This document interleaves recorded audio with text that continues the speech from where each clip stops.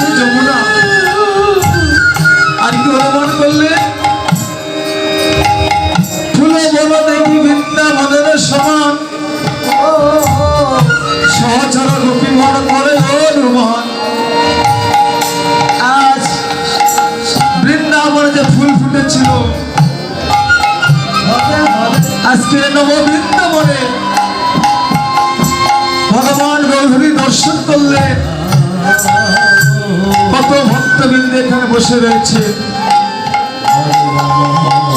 এই ভক্তগণ কি ভগবান গৌরী আজ ফুলের সঙ্গে তুলনা করলে